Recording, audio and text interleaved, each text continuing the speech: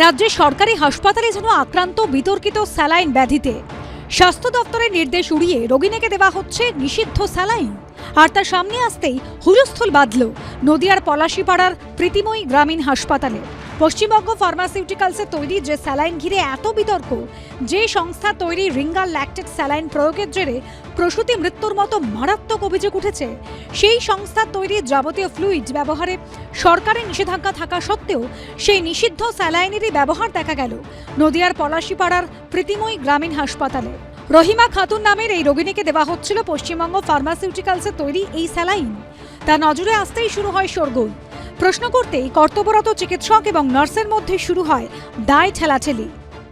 নিষিদ্ধ করার পর এখনো চলছে বেডে, পেশেন্ট পাচ্ছে। আমি চালাই, দেখুন আমার টিকিটটা দেখুন, বেডশিট টিকিটটা দেখুন। তাহলে কি নার্সরা কিভাবে দিল? আপনি লিখেননি তা সত্ত্বেও? আমার মিস্টেক করেছে হয়তো, আমি দেইনি। দেখুন নিষিদ্ধ করার পরেও পশ্চিমবঙ্গ ফার্মাসিউটিক্যাল দেওয়া হচ্ছে কেন? স্যালাইন দেওয়া হচ্ছে কেন ম্যাডাম? ডাক্তারবাবু তো লেখেনি, আপনি দিলেন কিভাবে রোগীকে? আমি ডাক্তারকে জিজ্ঞাসা করেই দিয়েছি, উনি ভারভালি বলেছেন, ওখানে ডিটেল নেই, উনি বলেছেন বলে দেওয়া হয়েছে। উনি বলেছেন, আমি দিতে বলেনি। নিষিদ্ধ করার পরেও আপনি দিলেন কিভাবে? আপনি বলুন দিলেন কিভাবে? আর এই দায় ঠেলাঠেলির মধ্যে পড়ে বিভ্রান্ত হয়ে যায় রোগীর পরিবার পরিজন।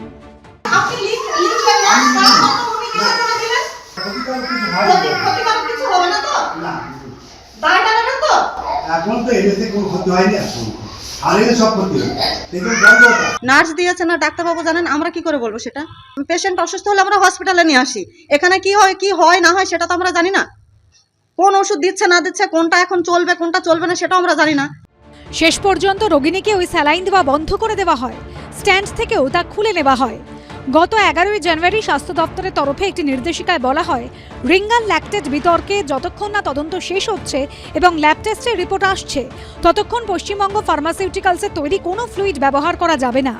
অত্যন্ত ন্যাক্কারজনক ঘটনা। নোটিশ দেওয়ার পরেও আজকে সেটাকে যাতে কার্যকরী হয় সেটার বন্দোবস্ত কিন্তু নেই। চূড়ান্ত অপদার্থতা, চূড়ান্ত আজকে নৈরাজ্য, আজকে বিশৃঙ্খলা এবং ইন্টেনশনালি এটা করা হচ্ছে বলে আমরা মনে করি, যাতে লোকচক্ষুর আড়ালে এইসব প্রোডাক্ট যদি চলে যায় তো চলে যাক, এইরকম একটা মনোভাব তাদের মধ্যে রয়েছে বলে আমরা মনে করি।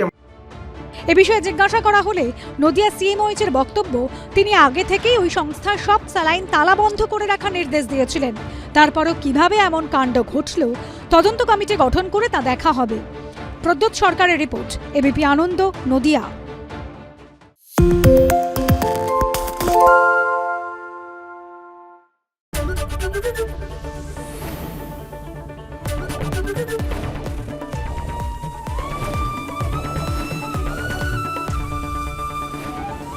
এবিপি আনন্দ, এগিয়ে থাকে, এগিয়ে রাখে।